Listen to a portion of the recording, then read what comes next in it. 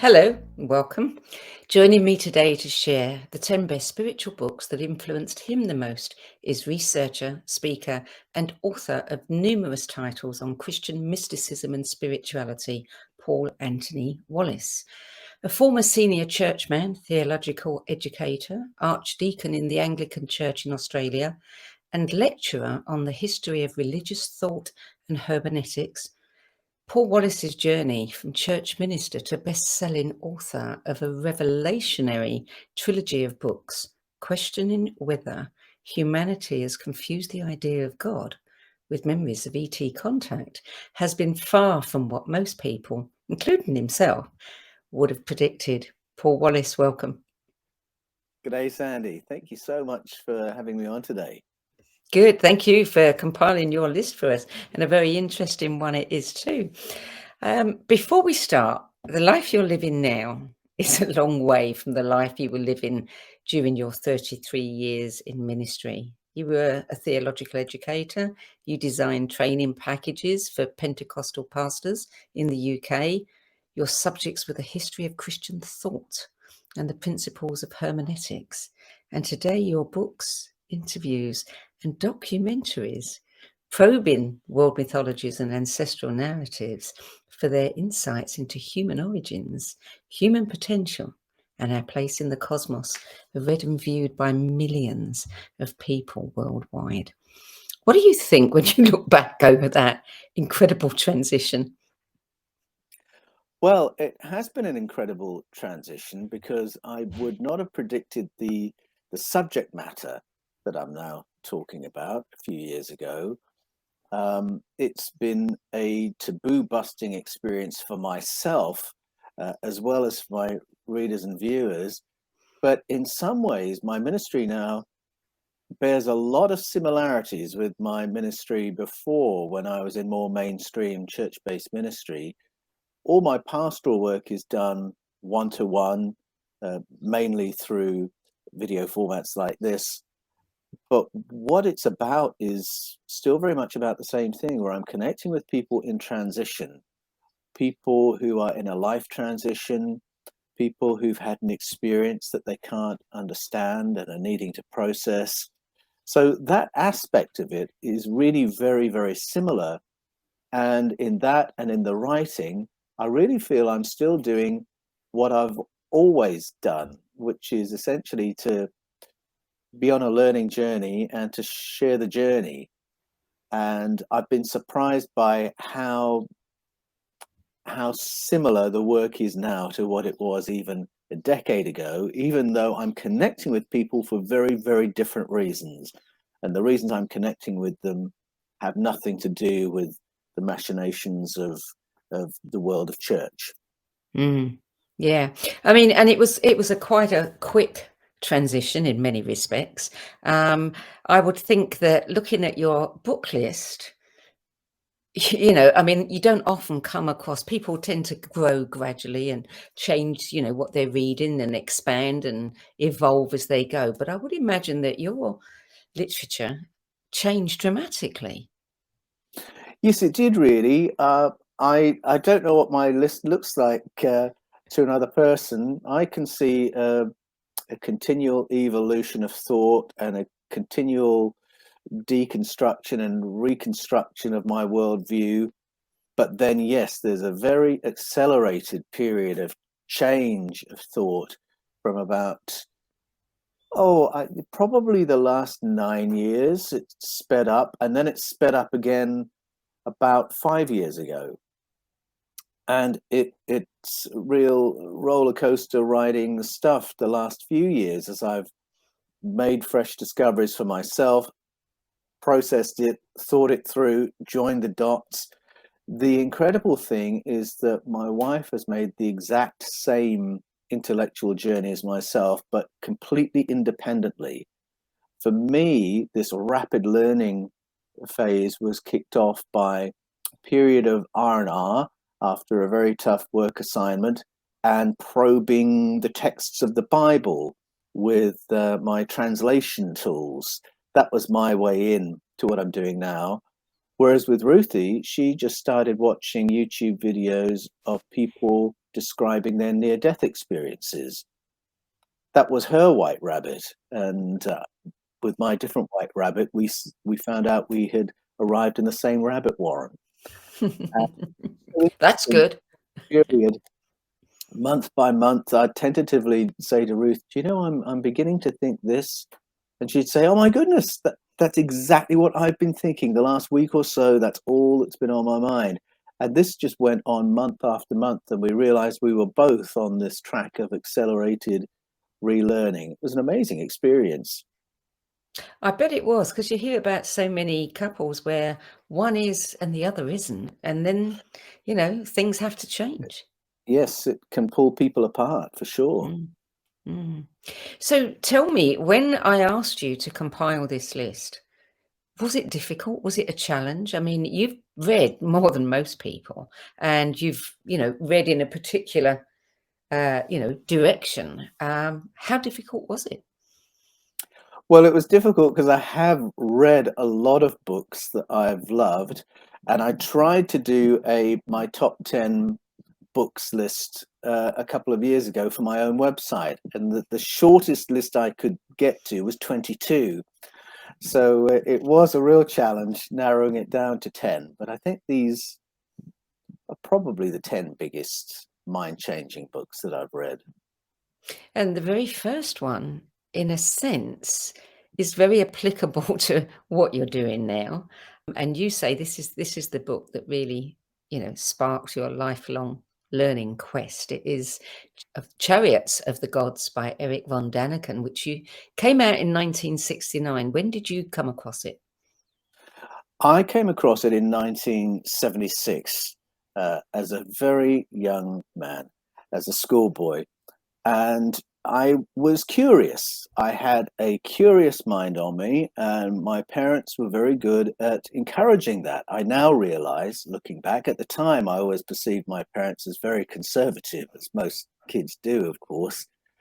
But my mum occasionally would buy me books to encourage me in my curiosity. She bought me a wonderful book, The World Atlas of Mysteries, with all sorts of things about the pyramids and cryptids and Velikovsky and all sorts of anomalous stories like that. And then this was a book that my parents actually owned, Eric von Daniken's Chariots of the Gods. They had a copy that was on the top of the pile of magazines in our living room. So it was clearly a book to be dipped into continually, of perpetual interest. And they had a dinner party one day, and I think it was a lunch, actually, a Sunday lunch, where they'd invited some friends of theirs. It must have been friends from Dad's work. And they were talking about Chariots of the Gods because it was, I think the movie had only just happened, or they'd screened the movie on the BBC or something like that. So everyone was talking about it once again. And my brother Mark and I were very lucky to be invited to this grown-up dinner party my parents had thrown, and we kept up with the adult conversation, and my ears pricked up when I heard what they were talking about. It got me to read the book. I loved what I was reading because I had always felt that what I was being taught at school, by way of an explanation for the human race, who we are, how we got here, I felt there were all sorts of holes in what I was being told. The religious answer just seemed to be really lazy. The reason we're here and we're at the top of the tree is because God wanted it that way. We're his special creation. Well, that's lovely. Special creation. How come it's so obvious that we're a type of primate then? We're clearly one of the animals. Wouldn't we be more different? And how did we get to the top of the tree exactly? We're so different to all the other animals. And that never quite seemed to get explained. And then evolutionary theory, there seemed to be a gap in that as well, because the only reason we're at the top of the tree is because of our higher level of consciousness, our higher level of intelligence. If you or I, Sandie, were left out in the wild, probably after 3 days, 3 nights, we'd either be sick or hospitalized, or we might have passed away. We're not very well adapted to life on this planet unless we can light a fire, unless we have a weapon, unless we can build a shelter. So where does the intelligence for that come from? There was a gap. And I felt that Erich von Däniken had very aptly put his finger on that problem and said there's a gap in our ability to explain ourselves, and then suggested that our story of development would make more sense if we allowed for the possibility of external interventions to assist our development. And I thought, yes, that makes perfect sense. And then his book is full of evidences for contact in the deep past. And some of them, at least, I thought, all right, either he's right or there's some other explanation I've yet to discover for this very interesting story. And it started my quest because it didn't answer the ultimate question of where everything came from. If we were seeded by other life, where did that life come from? If we were aided by other intelligence, where did that intelligence come from? It pushed the cause further out into the cosmos, but where does it end? And it was those questions that really led to my becoming a Christian. And I started a quest that has continued from that day to this. And it was Erich von Däniken who kicked me off on that journey. I think I must have read it around about the same year. And I remember just not knowing how much to believe, but being absolutely tantalized by, all of the thoughts that unfolded, all of the questions, that followed it, as you say. And I think it was the first one for me. Let me say a quick PS, because exactly how much of it to believe? And a lot of people will say, oh, look, most of that's been debunked, hasn't it? So half of his evidences were all over the place. And Carl Sagan came along and convinced me of that I could just put all that to one side. He famously debunked Erich von Däniken's theory by saying that the chances of us being nurtured by another species or even hybridized with was as likely as you and I hybridizing with a petunia. Ha ha ha. End of story. Well, if Carl Sagan, the ultimate intellect of the moment, thinks this is rubbish, it must be rubbish. Of course, now we know a little bit more about genetic modification. The petunia joke doesn't work anymore because you can splice all sorts of DNA. But what I didn't know is that Carl Sagan secretly agreed with Erich von Däniken. It was just not the ticket on which he was doing business. And when I discovered that, which was about 5 years ago, I thought, I need to go back to Erich von Däniken and give him a second hearing. Because if Carl Sagan secretly agreed with him, but just didn't think he could say so in public, then there's something here to look at. Yeah. And isn't that true of so many? I know Rupert Sheldrake, some of his peers who are very good at hammering him privately. It's a different story. Yes. Yes, Yeah. that's right. Cowards.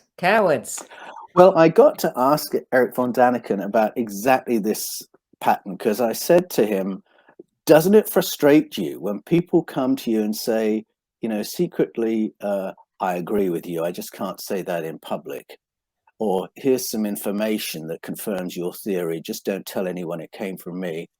And Erich said, no, it doesn't frustrate him, because it's the role of the writer to push the conversation forward.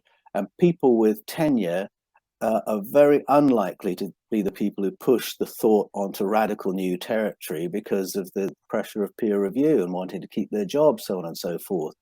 And he said if he shamed people for coming to him that way, he wouldn't get half the information that he gets. And that is just how it works. And I thought, well, if he can come to terms with it, then I think I can. Well, also a little bit of contention, is quite good for stirring up the publicity, isn't it? Sure. You want a conversation, for sure. Okay, so book number 2 is The 60-Second Christian by Gary R. Collins, published in 1984. How do you become a Christian in 60 seconds? Well, he got the title from the 1 Minute Manager.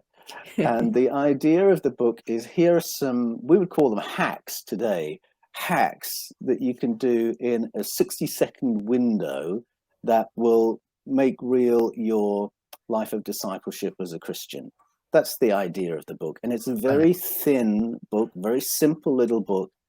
And what blew me away, my friend Phil Steer gave me the book in 1986. He got it from a Christian bookshop in Bristol. He had read it and he said, "Oh, this is amazing, Paul, you must have it."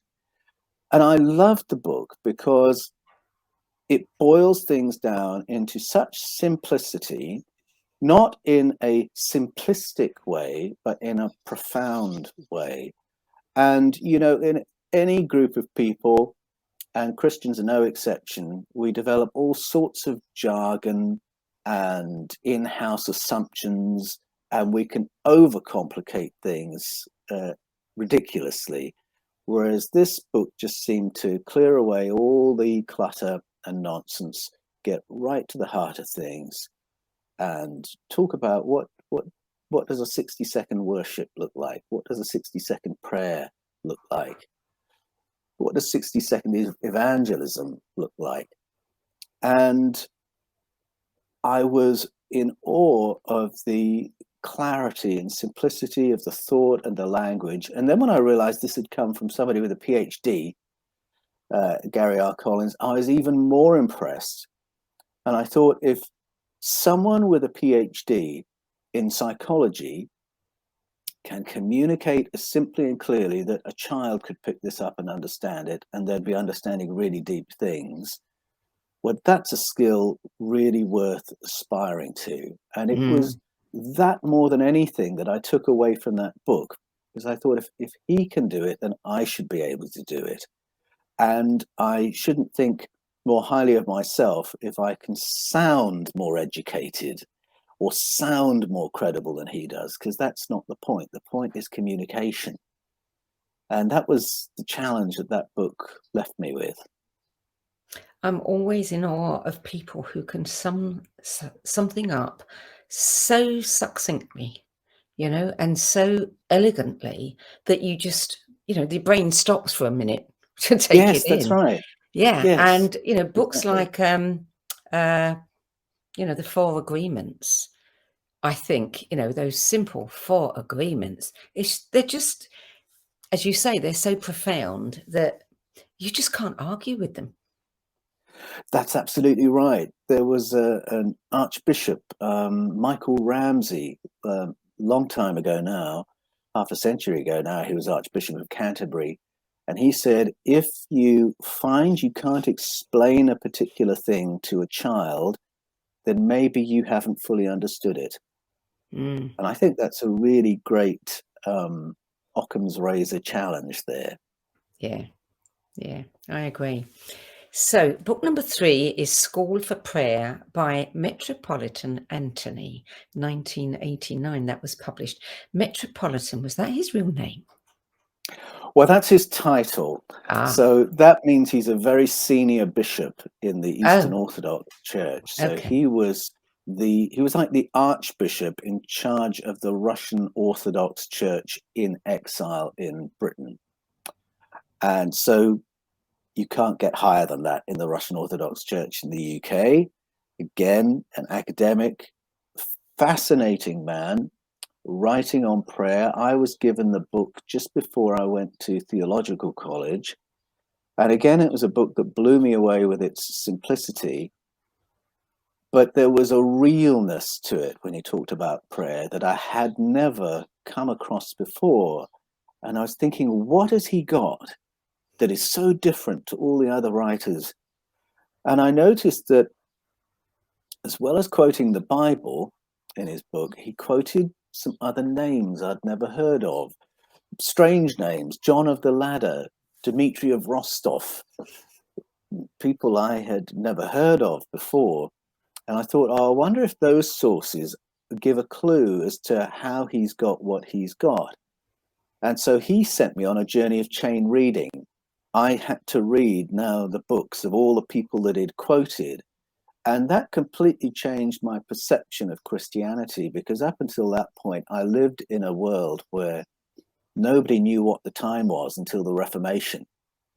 And there was no Christianity prior to that. It could all be discarded. And then the reformers got it right. And then we, the evangelicals, were their descendants. And now all of a sudden I was swimming in a much bigger ocean and realizing it was a much longer picture. It made me realize that I'd grown up in a very particular strand within Christianity, and that Christianity was really this great kaleidoscope of ideas and experiences. And so he sent me on another lifelong journey as well. And after a couple of years of thinking through the implications of what I'd read in Metropolitan Anthony, I'd written a book to process the journey for myself and share the journey with others. And it was just one of those poetic moments that usually only happen in movies, where he phoned me up from out of the blue. And my boarder took the call and he handed the phone to me, almost shaking in awe. He said, "It's the Met." "What do you mean the Met?" "Metropolitan Anthony." And it was Metropolitan Anthony calling to say he loved the book and congratulations. And I was thrilled with that, because I thought this is a wonderful affirmation, because it means I have expressed in a way he recognizes the implications of all the material that I've been reading and digesting over the last few years. And it was a real encouragement to keep going on that track. Well, I know that you hermeneutics, which is what the principles of interpretation. Is That's that right. correct? Yeah. That's right. And you also seem to know an awful lot about root words, the roots of the words that we take for granted. Metropolitan today has, a particular meaning as far as we're concerned. What did it used to have? What's the root of it? How did it come to be applied to somebody in that position? Well, there's a beautiful word right in the middle of metropolitan, which is people. So it's about a gathering of people, and metropolitan is a particular size and structure of gathering of people. So that's where all that comes from. And so it's very related to how we use it in English when we have metropolitan districts, for instance. It's a district of a certain size that has a structure of jurisdiction over it. So it's somewhat similar in the world of orthodoxy, that he was a person with a jurisdiction, but his jurisdiction was the size of Great Britain. Wow. You seem to like the Russians. Book 4 is The Russian Mystics, Sergei Bolshakov, published in 1976. Well, having encountered Metropolitan Anthony, I reckon there may be some otherwise Russian people. And sure enough, there are, and have been for a long time. So I picked that book up in, was it Ladbroke Grove? There's a little community called the Fellowship of St. Alban and St. Sergius, which exists to promote amity, concord among Anglicans and Orthodox. And so they have this little retreat house. People go there, they go to seminars, lectures, they go on retreats there. And I went on one of those, a weekend retreat, had a wonderful time, again, having my world expanded. And I felt I needed something to take home from the retreat to anchor the experience, to help me remember it, and to continue my learning journey. And I thought, oh, this is great, this book, because it's got about a dozen of these names I didn't know and a summary of their stories. So this is like buying a dozen books. So that was the book I chose, Russian Mystics by Sergei Bolshakov. And in that book, I discovered one of my spiritual soulmates, Saint Seraphim of Sarov, who was a Russian mystic who lived from 1759 to 1833. And reading his story in that book was extraordinary, because I recognized the kind of ministry he had, which was what you could call prophetic ministry, remote viewing, clairvoyance, clairsentience, all these amazing phenomena, healing, would attend his ministry. And I recognized a lot of that from my experience in charismatic Christianity, because a lot of those experiences were being discovered in a fresh way at the time when I became a Christian. But I saw Seraphim do these things, and I thought, well, how did he get into this? Because that wasn't what Russian Orthodoxy looked like in the 1800s. Where did he get it from? And so I started reading his story, and it was absolutely life-changing what I discovered there. And then a curious PS, when I was reading the words of Seraphim, because we've got his actual words that have been recorded by friends of his, I was hearing them in the voice of the assistant pastor at the first church that I went to. And there was something very similar about their attitudes, their way of thinking, their way of speaking. So a few years later, the assistant pastor from that church was visiting my theological college. And I said to him, he was there for a rest. And so I said to him one afternoon when he was trying to have a rest, Barry, have you ever heard of a guy called Seraphim of Sarov? And his face lit up. And he said, that is the person who changed my life and introduced me to the things of the Spirit. Because Barry had this amazing ability in precognition, remote viewing, clairsentience, all those things, ministry of healing. And he'd learned it from Seraphim, even though Seraphim had died in 1833. And he'd learned it by reading a little book called Russian Mystics by Sergius Bolshakov. And so I was right to make that connection.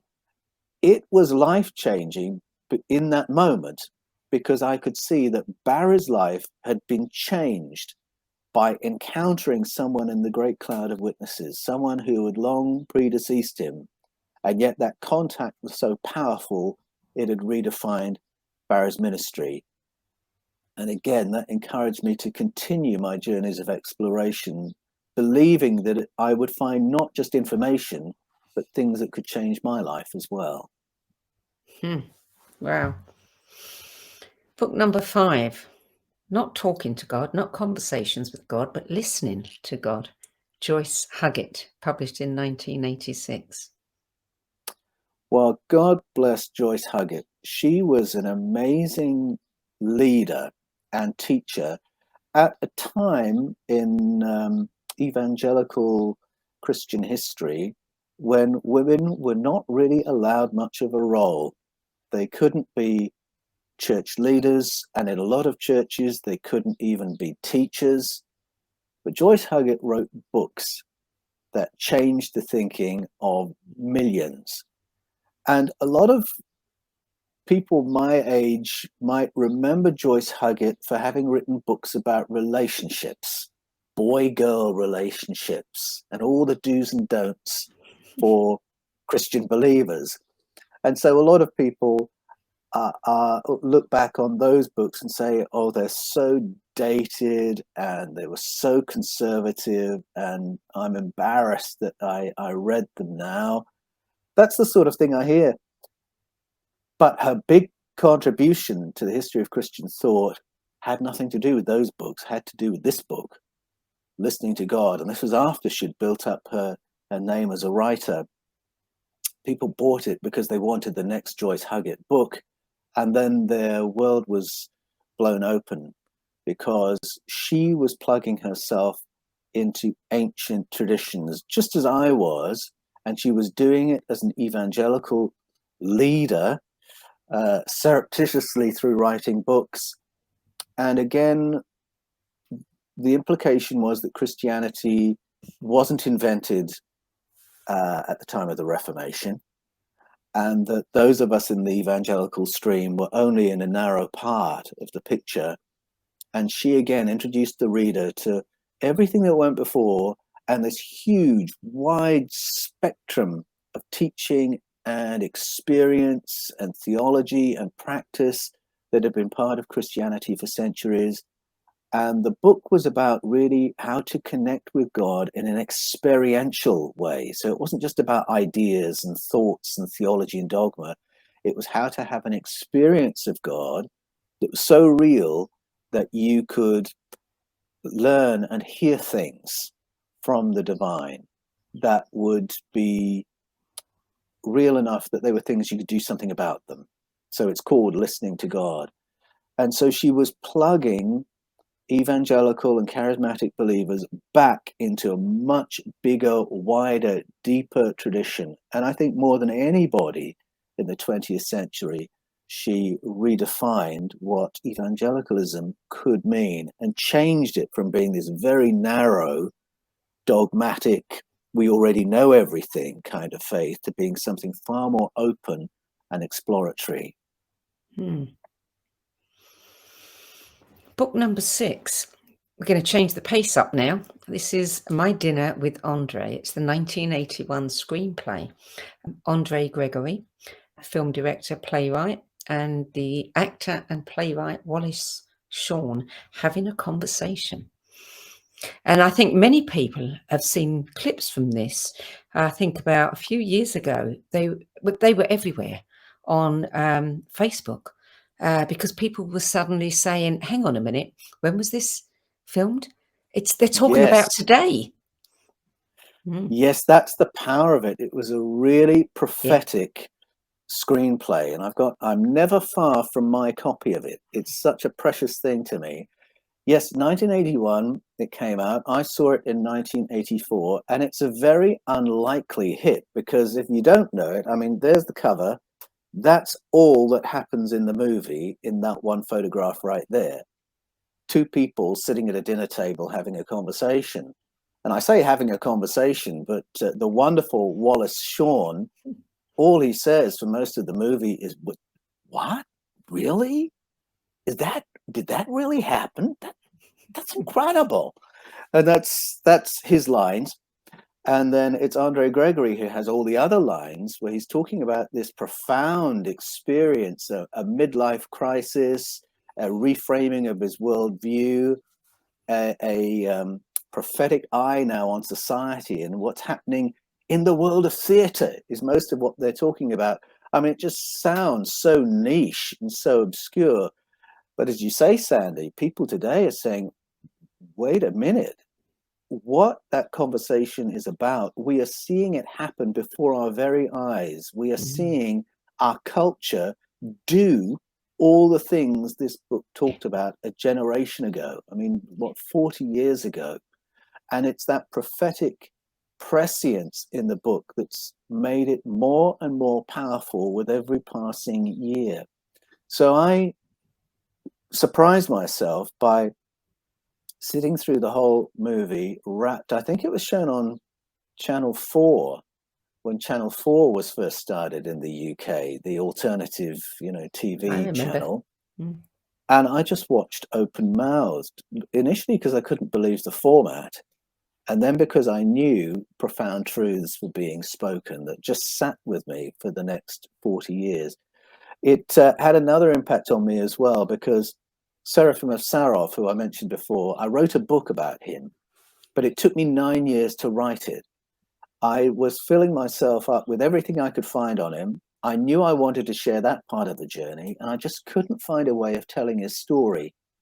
And then it occurred to me, what if I had a dinner with a Russian Orthodox hermit who knew Seraphim? And what if I told the story of our conversation? And as soon as that idea came into my mind, it took me 9 days to write my book, My Dinner with Anton, which was probably my biggest hit at that time. It was an incredible experience writing a book from cover to cover in 9 days. And when the publisher accepted it, I waited for the editing phase, and it was 1 typo.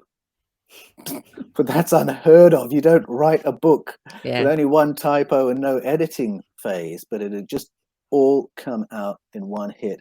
And really, My Dinner with Andre was the key that unlocked the telling of that story. And now I realize that My Dinner with Andre is a very old format, and that 2,500 years ago, Plato had really championed this way of teaching, where you turn it into a conversation, turn it into a dialogue. And so there's layer of stuff to get from My Dinner with Andre. Yeah. I must hunt it out. I wonder whether it's available on Netflix or Amazon Prime or something hidden, I'm not sure. in the It'll be vaults. Somewhere. Yeah, definitely. So, book number 7, The Dark Night by Spanish mystic, Catholic saint, Carmelite friar and priest John of the Cross, published in 1584. Yes, this was an amazing experience. I had never heard of St. John of the Cross when I picked this book off the shelf in my theological college library, but I recognized the title, The Dark Night of the Soul. I knew that title from having read Douglas Adams' The Hitchhiker's Guide to the Galaxy. And I thought, if that phrase has become so much a part of our language, then presumably this book is a classic. So I'll read it. So I took it back to my room and I read it, and my jaw dropped. The depth of insight of this writer into human thought was incredible. And he seemed to be describing me personally in great detail. And I was very intrigued as to how somebody from another country, he was Spanish, from another century, writing in the 1500s, from another part of the church, he was a Roman Catholic, from another part of Christianity, he was a monk.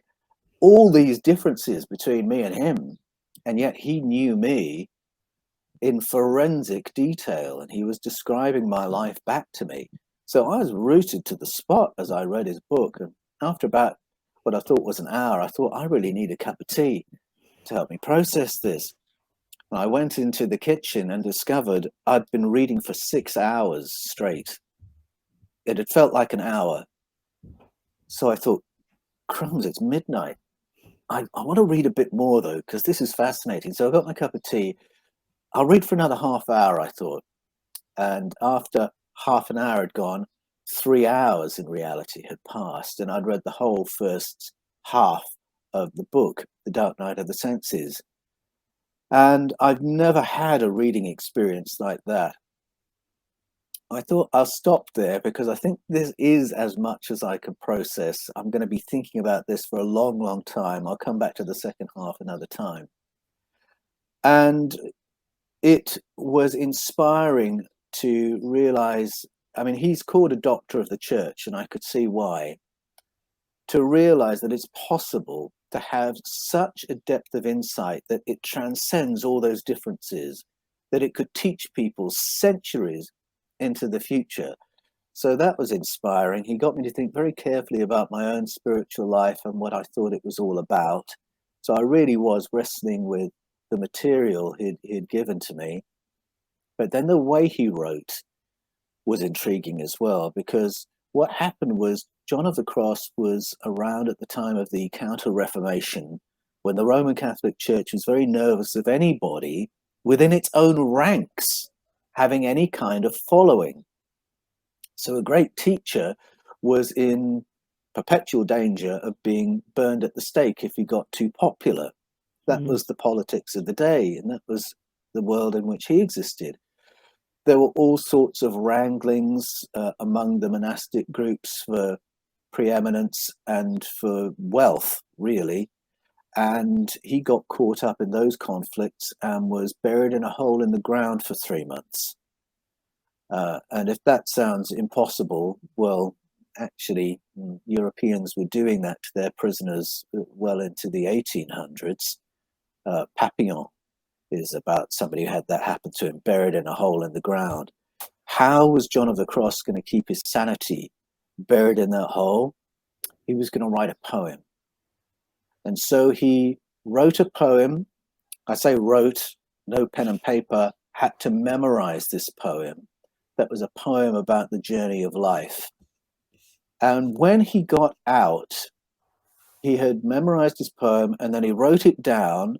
And then The Dark Night is the book he writes to explain what's in the poem. And that's a really fascinating way to write. to get information that is so dense that it has to come out as a poem, and then you take a long time to unpack it. There's something very, very profound in that. He had somehow tapped a well of truth by going into this very, very creative mode of writing poetry. And I've spoken to others who write music or who write poetry who will say it's often that way, a bit like my experience of writing Dinner with Anton.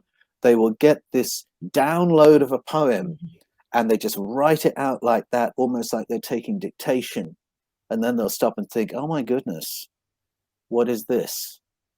And I think sometimes we do download information from a wider field of intelligence, a wider field of consciousness, without knowing necessarily that's what we're doing in the white heat of creativity.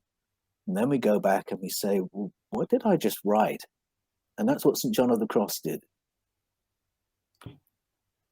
Is it still available? Oh, it's been in print ever since. It is a classic. Yeah. I'll look that one up. Add it to my pile, which is growing by the week. Oh, same here. I thought I was well read until I started this book club. Now it's like, oh my goodness. Okay, so book number 8, Eternity in Their Hearts, Startling Evidence of Belief in the One True God in Hundreds of Cultures Throughout the World, by Don Richardson, published in 1980. If I only had one book to recommend to my friends who are Christian believers, it would be this book. Now, this is my original copy, and you might be able to see it's very battered, but it is a hardback, so it has survived. That's what the writer looked like when he first wrote the book, Don Richardson. I picked up that book from the secondhand shelf again when I was at theological college. It's an absolute time bomb. It is written by a missionary, and that was very important to me because this wasn't written by someone who wasn't really into Christianity big time. This was somebody who had really given a huge chunk of his life and sacrificed a huge amount to be a missionary, to share the message of Jesus around the world. So this wasn't some faint heart or some academic thinking idle thoughts in his ivory tower.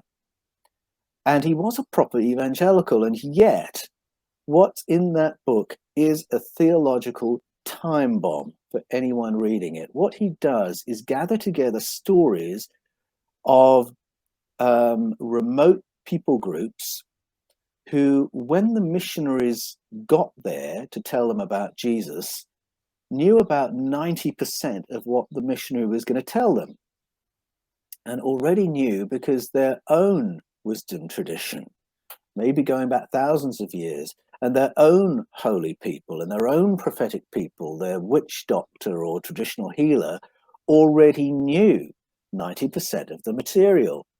And there are some amazing stories. The one that really stuck in my mind was let's call him a witch doctor. I don't know what his real name was. He was a traditional healer. The wise man of the tribe said that they were going to learn how to establish a better connection with God, the source of the cosmos, because one day a white donkey would lead them to a person who would give them the missing 10% of their information.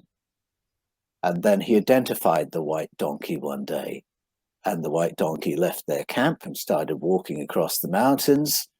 And so people followed the donkey to see where it was going, and it walked hours until it reached the missionary camp. And into the missionary camp it goes, right up to the well where the missionary guy was working. And so the people from the village say, hello, we've been led to you. You have something to tell us about connecting with God. And so he told them about Jesus. So at first you read stories like these as a young Christian and you think, oh, isn't God great? God loves everybody. He wants everyone to know about Jesus. He's more creative than I thought he was. And your vision of God expands a little bit. But then as you think through the implications of what you've just been told, And stories like that repeat with amazing details from all around the world. What it actually does is completely blow up your us and them vision of the world. Because when I started reading the book, us was Christians who knew what was what, and everybody else needed bringing into our information in order to go to heaven. Because if they didn't, they'd go to hell. So this is my work: a heaven and hell world, a right and wrong world, Christian, non-Christian world. And the division point was exactly the same every time. This book very slowly and subtly blows all that up. This is not a world of us and them. This is not a heaven and hell story. This is not a God is with us and not with them story. This is a story about humanity, cosmic wisdom, cosmic source, cosmic contact, where I can learn from the remote tribal person just as much as he might be able to learn from me. And it takes you a while to realize that your neat and tidy us and them theology has been destroyed, but that book will do it. And it does it so beautifully. And it's written, by an evangelical missionary. So you think you're on safe territory, and you are. It's full of truth, but it will open up your world in a wonderful way. And I think until you've had your theology blown up in that way, you can't really relate with genuine curiosity, openness, love, and respect towards other people, because you're always on the crusade. You're always the one in the right. And that book changed that for me. So how old were you when you read it? I think I must have been 27. Yeah, 26, 27 when I read it. So how were you still a missionary yourself then? Yeah, I was about to get ordained. So So I how was did that about to become a missionary to the world. change things? Because suddenly it's like, I what am I doing trying to convert people to my way of thinking? It changed things gradually, but I think immediately it made me look for points of connection with people. Instead of assuming that everyone I was talking to had everything wrong, I would look for, what does this person know? What has this person experienced? And once you get rid of the heaven and hell framing of faith, and I did that also by a lot of my own study, going to the root meanings of words, as you mentioned before, that also changes how you talk about Jesus, because it's not about trying to get them into, with the heaven and hell thing, it's like you're in a pyramid sales scheme, and that's what your faith is. And every conversation, you're really trying to twist it around so you can get them into the scheme. But once you have realized the heaven and hell narrative is false and is not the gospel teaching, is not what Jesus taught, then you talk about Jesus in a far more open way. Here's something he said that I found really helpful, or that might illuminate what we're talking about. But I'm not trying to recruit you. I'm not trying to force you to join my thing, because actually you don't have to. And in fact, you might know a whole heap of this stuff better than I do, even if you have no faith at all. It just totally changes the shape of the relationship, where you can have a genuine interest in the other person and be willing to listen to what they have to say, thinking that you might have something to learn as well.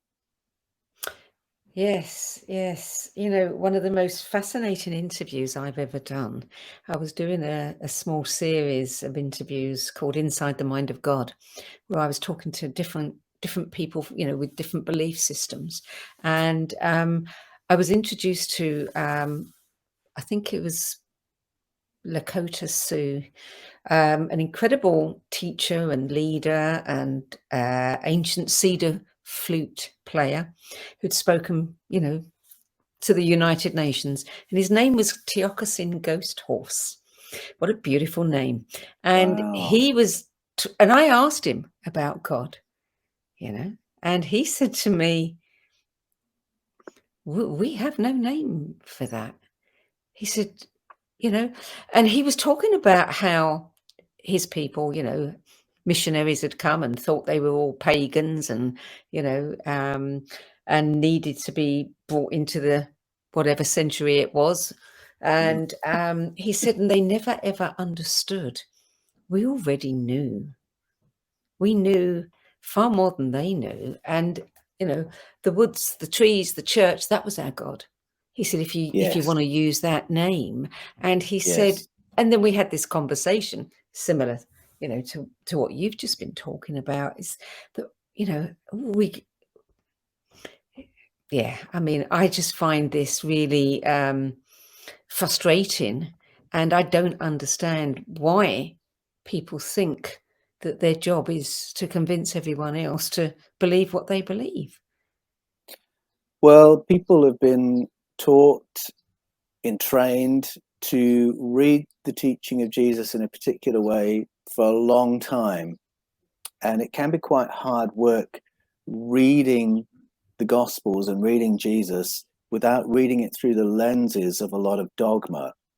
A lot of people sort of assume the heaven and hell narrative before ever they start reading the Gospels. And then they read it in, but they don't realize that's what they're doing. Once you've read that in, it does distort everything and make it very difficult to have a more exploratory journey and a more open relationship with people. But what you just said, Sandie, is really profound about missionaries going and not recognizing the knowledge that's already there, and there being a disconnect because the local people didn't have a word for God. Don Richardson, who wrote this book, Eternity in Their Hearts, says the most important thing to do when you go to a people group is learn their language and learn their thought forms and really understand what they mean by their language. Because if you do that, you might find you never have to introduce the word God into the conversation, because their concepts are actually perfectly adequate, maybe even deeper and more profound than your own terminology. So learn their language and you might learn a thing or two. That was his first step. Well, this also, I mean, ties in again. There's a parallel in your book 2 of your Eden trilogy, where you were going around the world talking to all kinds of different people, cultures, indigenous tribes, elders, and finding that they all had the same stories, just different names for the characters, but they all had the same stories. Yes, that's exactly right. There's a wonderful story I talk about him in The Scars of Eden and in Echoes of Eden, Francisco Jimenez. Now, he was a missionary. He was a Roman Catholic missionary and a Dominican friar, and he went to the parish of Chichicastenango in Guatemala. And he really exemplifies what Don Richardson talks about. He learned the local language and had a wonderful relationship of love and respect with the locals, to the point that they brought to him a text that had been buried for its protection for 200 years because all the other copies were burned when they had been invaded in the 1500s, and the priests had been executed. So this had been under really fierce protection, this book. But they entrusted it to him because they said, would you be interested to hear our story of beginnings? And he said, yes, I would. And he was so interested that he spent about 7 years translating it into Spanish. And it was a story with a totally different explanation of human origins. That's the Popol Vuh. And that book has been a tremendous gift to the world for anyone wanting to explore the history of the human race and get information that isn't in our mainstream, that we're not taught at school. That information only became available to the wider world because Francisco Jimenez was doing what Don Richardson taught, genuinely loving and respecting his hosts and listening to what they had to tell him. Yeah. Well, we'll kind of come back to this a little bit later when we're finished with your 10 best, because I do want to talk about your books a little bit if we have time. Book number 9, Zen and the Birds of Appetite, Thomas Merton, 1968, one of the last books to be published before he died that year. Yes. I had read a bit of Merton before, and again, I loved him for his simplicity.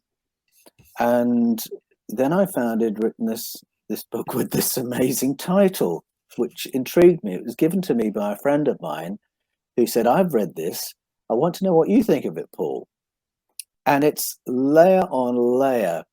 So if I can remember correctly what had happened here, there was an amazing theologian in Germany in the 1300s called Meister Eckhart, who had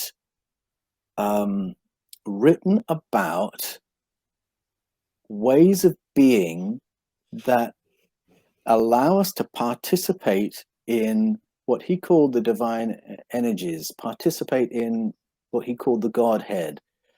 And as I read Meister Eckhart, I realized it was about an experiential connection with God, the source, something so real that it would transform your life.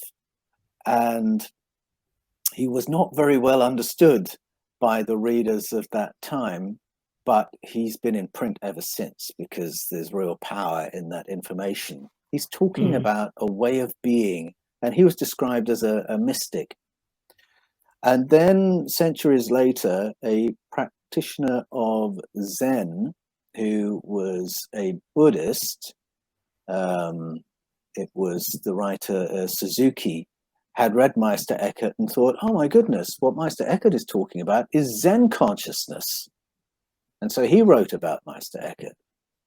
And then Thomas Merton came along and said, yes, Suzuki is right about Eckhart. So there are those three layers. And Merton is saying, yes, Zen consciousness really is talking about mystical consciousness and the way of being that Meister Eckhart was talking about. And so there's this amazing conversation where the mystics are meeting. And that was interesting for me because it introduced me to the reality that mystics across all kinds of traditions can meet and understand each other. They're having the same experience, but again, using different language. One uses the language of Buddhism. One uses the language of medieval Christianity. One uses the language of 20th century Christianity, Thomas Merton. But they're all describing the same experience. It's transgressing all those boundaries once again. There's no tribalism. There's no us and them. We are all trying to get to a more conscious state, and a state where we are as alive as we can be and as flowing with the divine energies and divine wisdom as we can be. And we're all talking about the same thing and aspiring to the same thing. So that book was amazing to me because, again, it showed me that tribalism is just silly.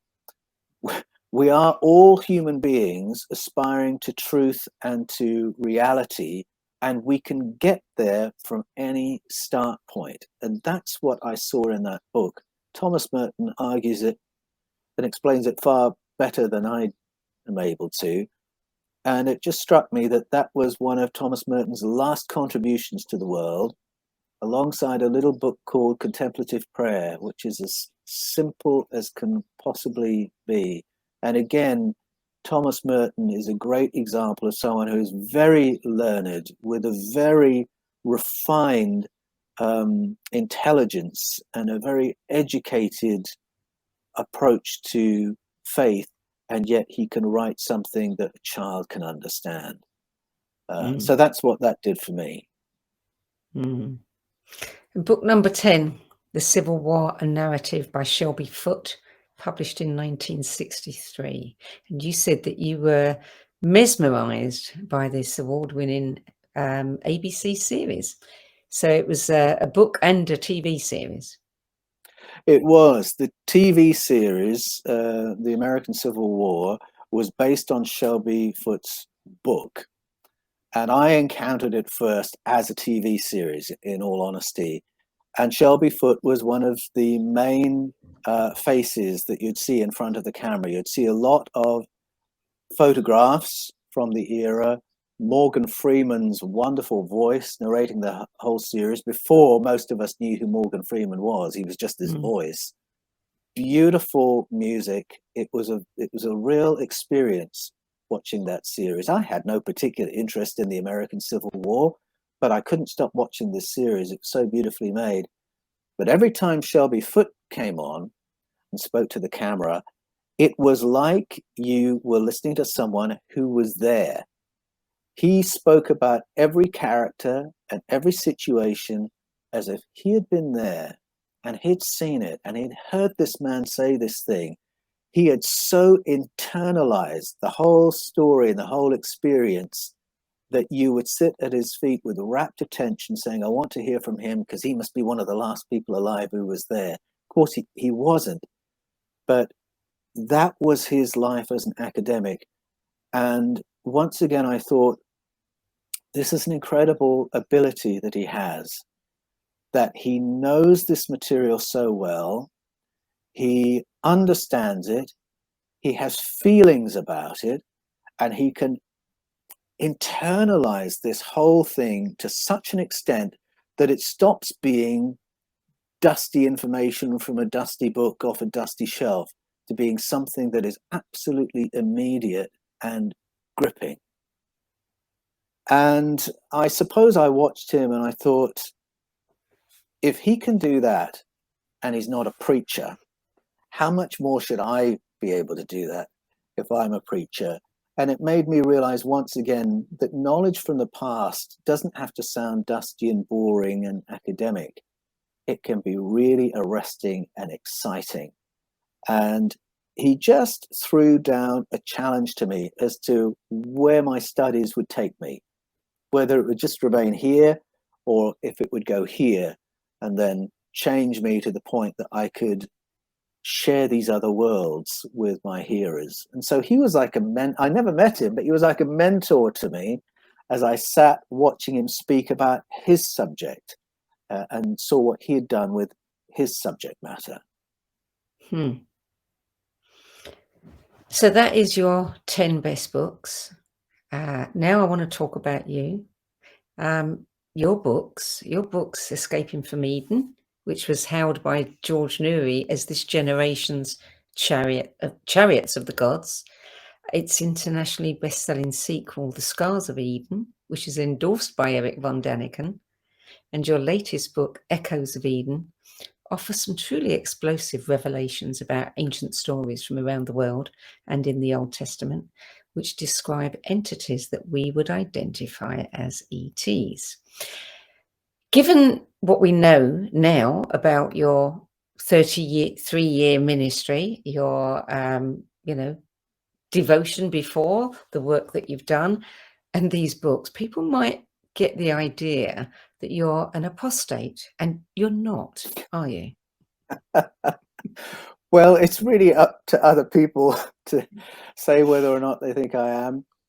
In my mind, no, absolutely I'm not, because my agenda is not to go out and debunk the Bible or debunk Christianity.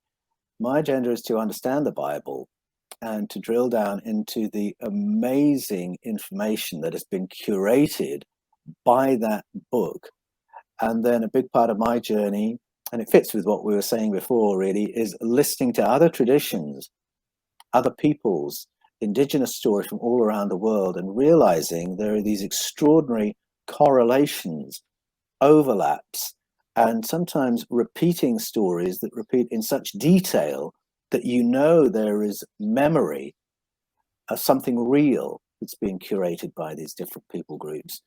And it was those overlaps that really got my attention, got me on the journey.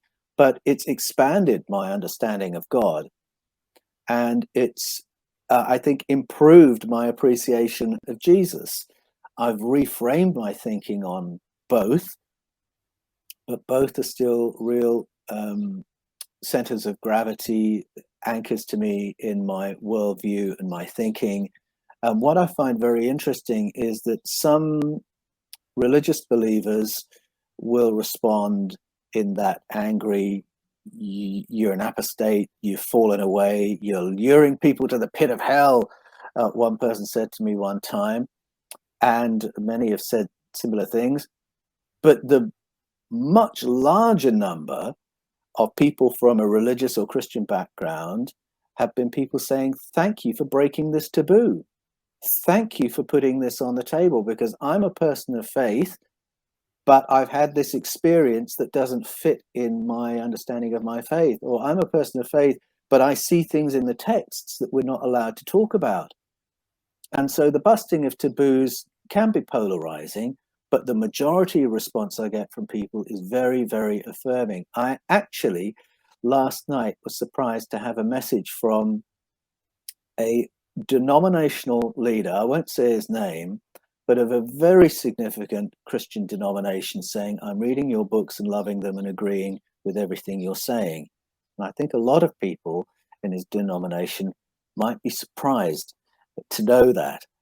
But I think, once again, it's that behind closed doors thing. Behind closed doors, a lot of religious teachers and Christian teachers in particular know a lot of the things I'm talking about in terms of the roots of the Bible, where the stories come from, what they're really about, but might not be in a place where they can talk to publicly about it, or just might not yet know how to filter that information into mainstream conversation. And I hope that my books help with that, because I think they do, because if you want to start a conversation, but you don't want to nail your colors to the mast, you can say, I've just read this fascinating book by Paul Wallis. See what you think about it. And then you can have a conversation and see what other people in the group think. And it's that slightly, it's a way of brokering that conversation.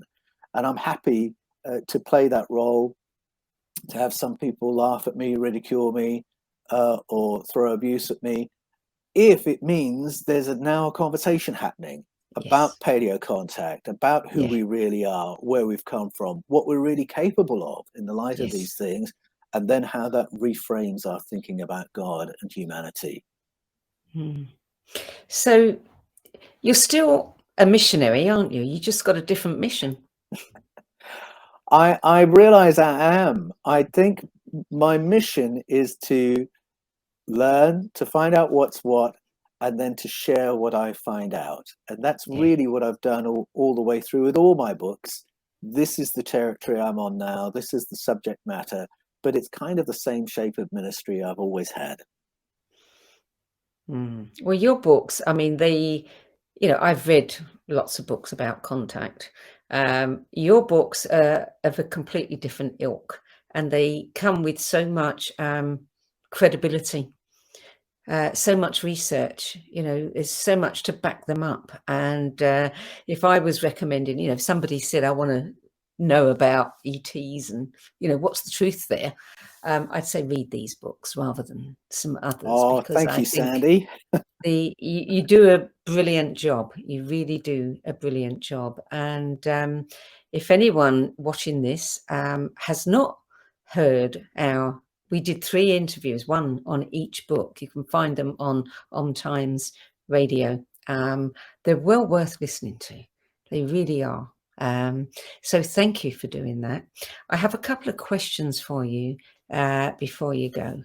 And these are nothing. They're completely unrelated to books. They're completely unrelated to anything that we've been talking about. But I'm doing some research for a new project. And so I'm asking a number of people. What would it take to secure the future of your children and grandchildren?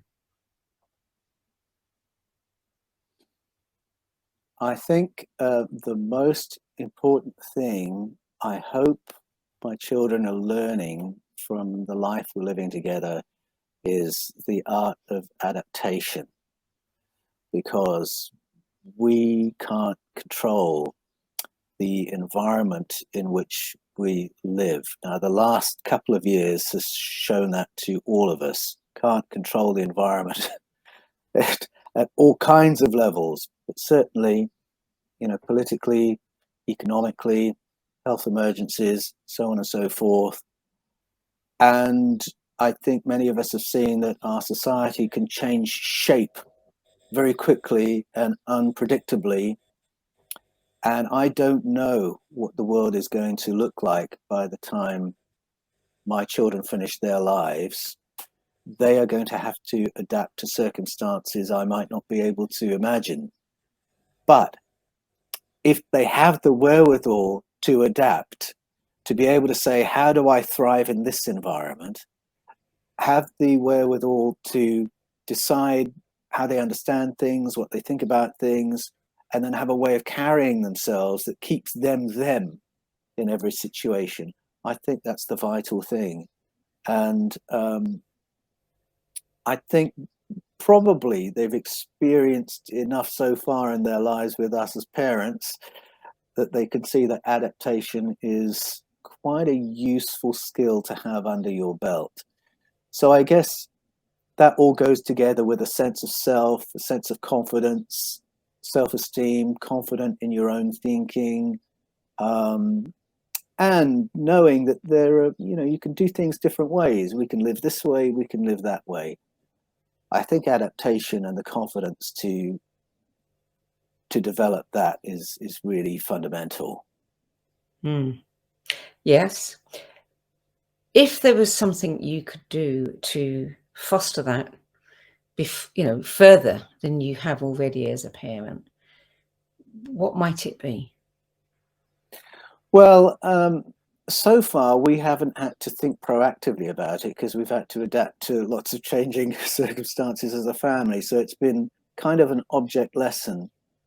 But I think encouraging curiosity is part of it.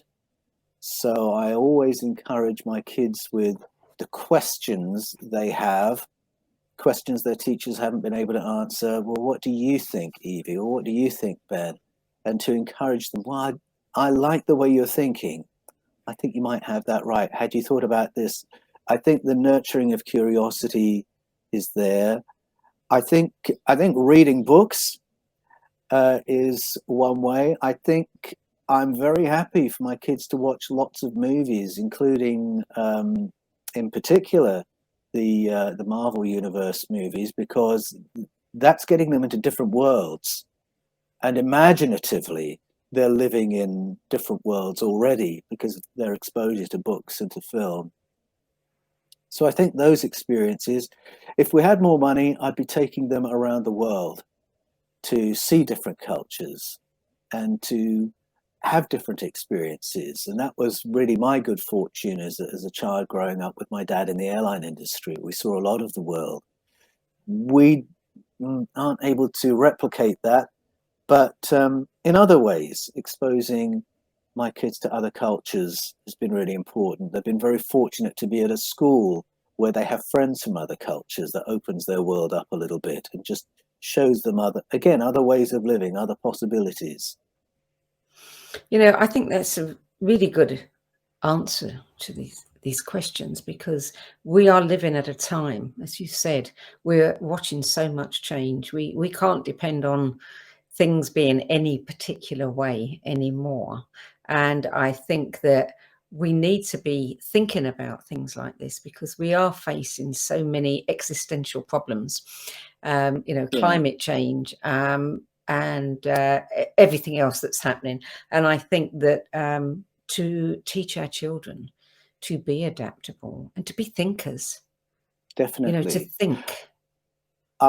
Also, I think probably all families are like this, but I think if you tell the stories of your grandparents and great-grandparents, that's another way of showing your children another world and other ways of being. And a few times I've told my kids about my gran and gramp story of how they lived through the years of the Depression, where they lived in a little run of, I always get the number wrong. It was a number of houses that were semi-detached. About 10 households side by side with long strip gardens. And they all grew different things, different fruit, different vegetables. One had chickens, one had goats, one was very good at sort of mechanical engineering things. And they simply shared what they had through the years of the Depression. And that's how they got through. They used money only for a few things. And for a lot of things, they used what they got from the land. And that's very different to how most of us live. But it's very vivid for my kids because they know about my grandparents. They've heard that story. They've seen their pictures. They've seen the pictures of the houses where all that happened. And again, it's saying there are different ways of living to the ways we've lived so far that give you just another way of adapting to circumstances that means that you can thrive in a situation that could potentially be very challenging. And I happen to think that example is going to be important to more of us in the century ahead of us, as things do shift, as structures do change. If we have a war, then supply lines, it's going to become very relevant to us again. Self-sufficiency is going to become more important. And so I've been quite conscious about sowing some of those ideas in my kids' minds, just in case that's one of the things they have to adapt to.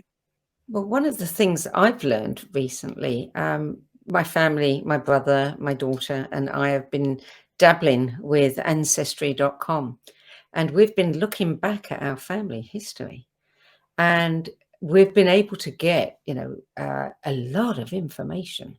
We know where people were living. We know how many people were living in that building. We know all kinds of things, and that is an eye-opener, because then you really begin to think about how differently they lived than we live now.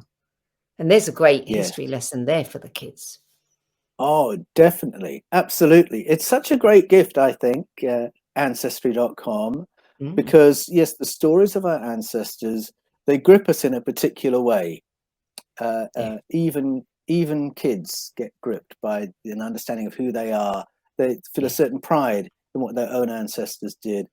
And on the other side of my family, for instance, I only learned about my Ghanaian ancestry quite late in life because of a divorce way back in the 1930s. And I've been really happy reconnecting with that side of the family, learning the story.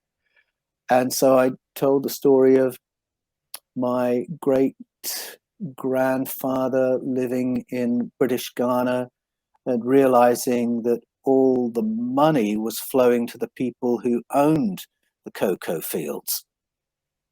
And so top priority for him was to acquire cocoa fields. And it totally changed the life of that side of my family. And I like that story because that's something he did with future generations in mind. And perhaps it's something a lot of us have lost, to make decisions with our descendants in mind.